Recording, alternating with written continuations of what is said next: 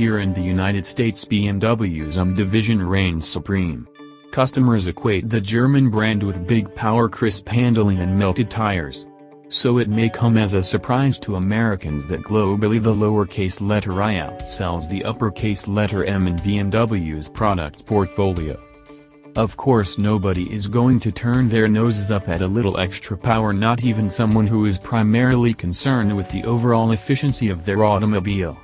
And not even when the increase is only by 14 horsepower and 15 pound-feet, as is the case with the new BMW i's over the standard version of BMW's little electric hatch.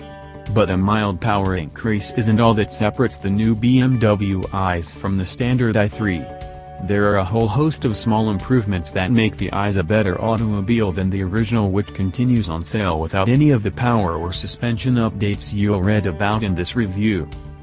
There's no increase in the lithium-ion battery's capacity of the i's, which remains at 33 kWh. If you've got BMW's i-charging station, the i's will deliver about 90 miles of range in a little under 3 hours. Even if you don't have the official BMW charger, charging options abound, and you can always just plug into a standard 240-volt outlet and wait about 11 hours for a full battery. In other words, just charge it up overnight for the next day.